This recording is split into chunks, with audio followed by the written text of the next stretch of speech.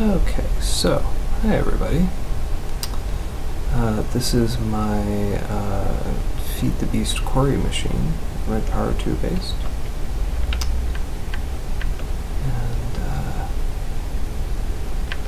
And yeah, so let me back off. I'm wearing a jetpack.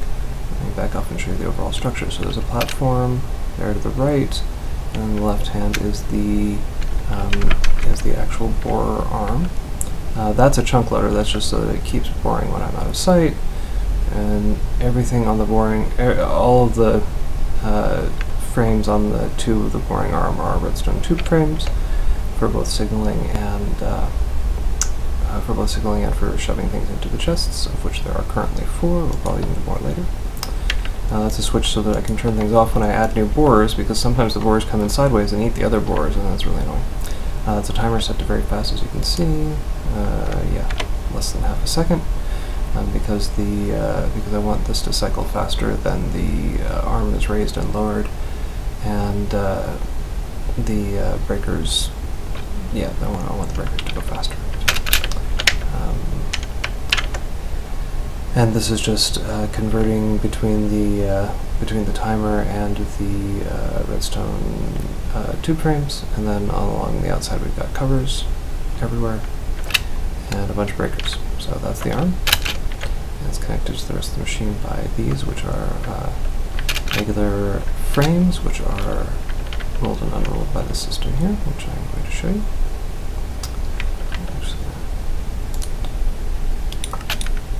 Explain why I did that in a second. Okay, so we're going to lower, lower, lower, and when it has done 5, oh, that's right. I'm sorry. This is 110 is a bad number for demonstration purposes. Just a moment. Pardon me.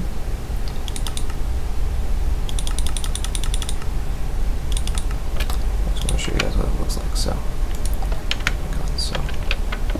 go down 3 times, and then up 3 times, and then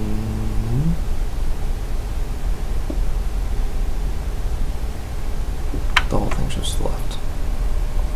And go down 3 times, and or up 3 times, and down 3 times, and the whole thing is going to shift to the left again. You can see the 2 motors back there.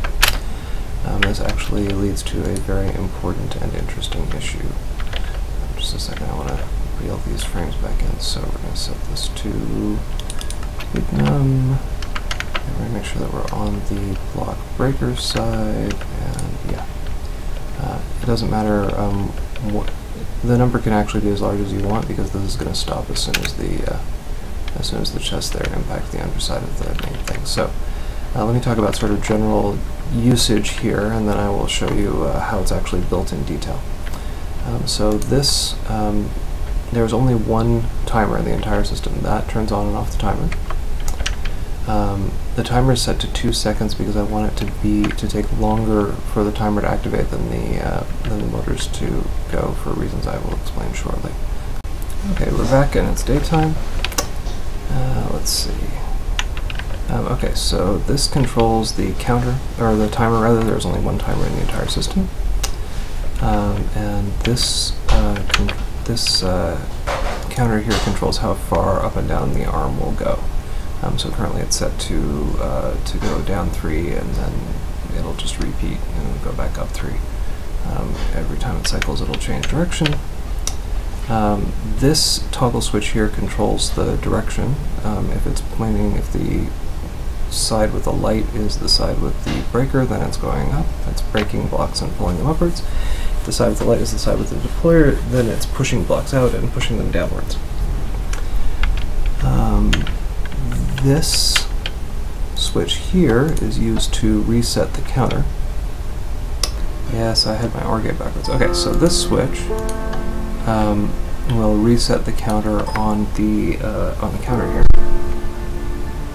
and that's useful if you you know, if in the middle of a count of 110, you want to start back at, you know, if it's somewhere in the middle, you don't know where you want to start back at 0, you need a switch to do that. So that's what that switch does, and you just reset things to 0. It doesn't matter when you're only at a cycle of 3, but it does matter when you're at a cycle of 110.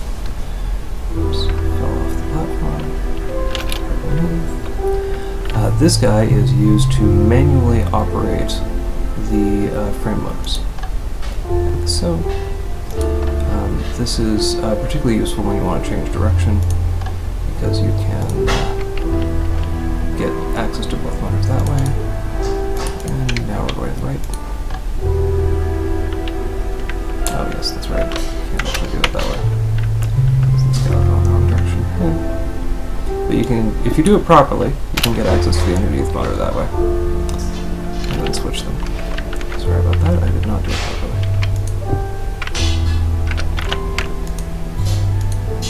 This guy should be facing towards me. Oops. Yes, did. And we're pointing to the right. Okay, yeah, we're just going to go to the right for now. It doesn't really matter since we're just kind of moving around back and forth for demonstration purposes. Now, here's where things get slightly complicated. When the machine starts out, it matters a great deal what position this toggle is in, and the reason that it matters is that every time the counter maxes out, it triggers these engines over here. So, thank you. Yeah, every time the counter maxes out, it triggers these engines over here. This means that the first time it maxes out, that motor is going to get moved to the side, and the second time that it maxes out, that motor is going to perform its movement. I'm sorry, I had this backwards. It needs to be facing away from me. And the reason that it needs to be facing away from me is that that is the signal block. These two are the signal blocks, and those two blocks are just there for it to grab onto. Anyway, yes, so every time the counter goes off, this, every time the counter maxes out, this line gets triggered. That resets the counter. It also triggers these motors. So this means that it matters what direction you're going in. You want to have the frames go downwards, trigger this motor to move to the right, and then go upwards and trigger this motor to move the entire rest of the structure to one block further on. If you have it go the other way, you're going to end up in some trouble, because you will have if you're going down and then if you move when the frames are at full extension, you're just not going to go anywhere. And if that's the only time that you move is when the frames are at the bottom, then you're never going to go anywhere. You're going to keep doing the same slot over and over again. So you need to have the first half of the move happen when the frames are at the bottom, and the second half of the move happen when the frames are at the top, and that way you'll actually be able to move at all. So we've got we want the motors centered, and we've reset the counter, and we need to have the deployer going downwards. So it's going to go downwards. It's going to go downwards for 3 ticks. You can hear it deploy. At the end of that, that's going to light up, and that's going to move that way. And it's going to break 3 blocks. In the end, we're going to move as a whole. So, down 3, 1.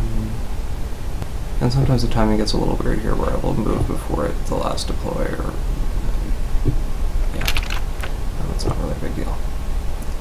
Down 3,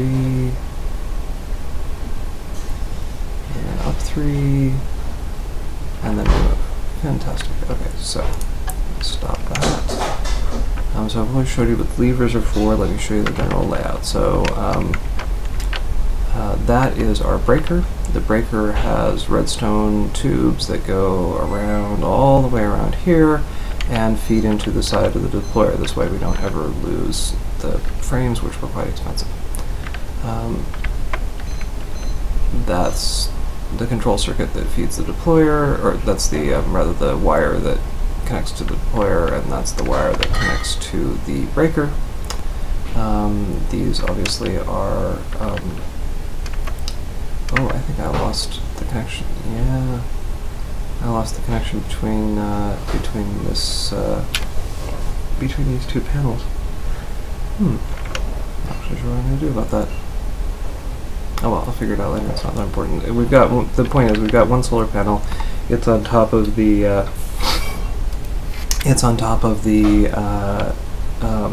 battery,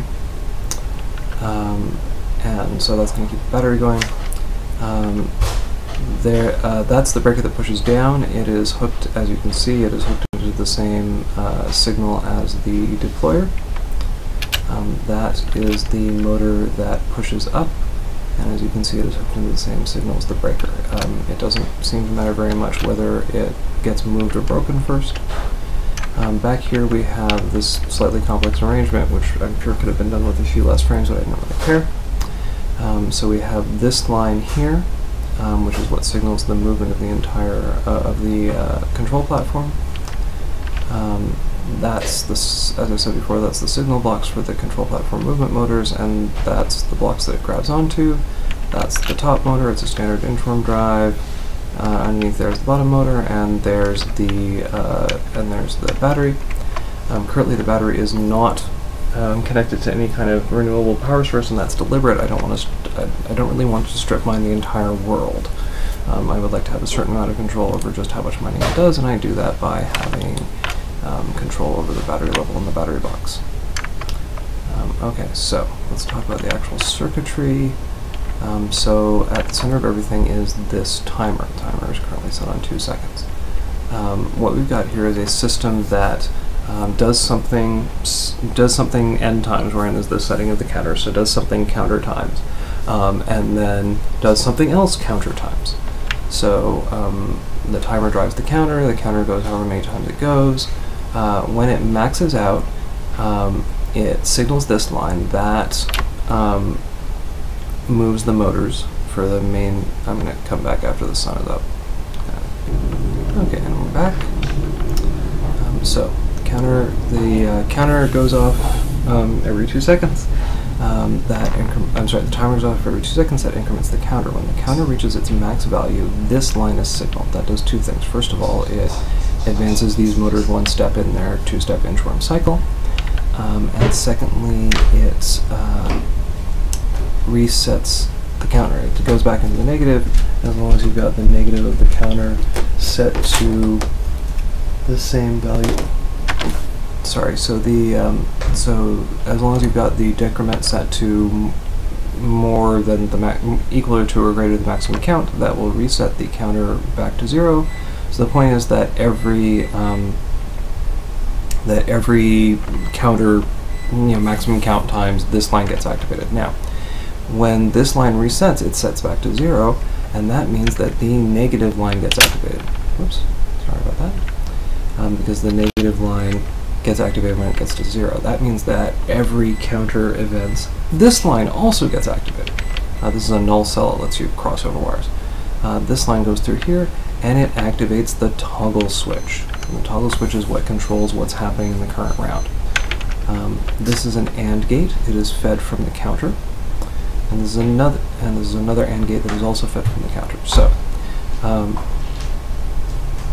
you can essentially pretend that this is a pulse former based on the value of the toggle switch. It's the same thing. If you had a pulse former here, it would do pretty much the same thing. But the point is the toggle is sending off a signal, and every time the timer goes off, the signal of the toggle meets with the signal of the AND gate and sets off a signal to our devices. So right now the toggle's on the left, so every time the timer goes off, if the timer was running, it would activate this signal. And if we switch the toggle so that it's on the right, then every time the counter goes off, it will activate this signal. And that way we have max count of signals on the left here, followed by max count of signals on the right here, and then max count of signals on the left, and we go back and forth. And that means that we have max count signals to the deployer, to the breaker and raiser, followed by max count signals to the deployer and lowerer, and then back and forth. And so it'll just cycle up and down until the end of time, and because the plus max activates this, it will also move after every cycle, and so you get this sequence of strip mine move, strip mine move, strip mine move. I think that covers it. So hopefully this will be helpful to someone, and have a great day.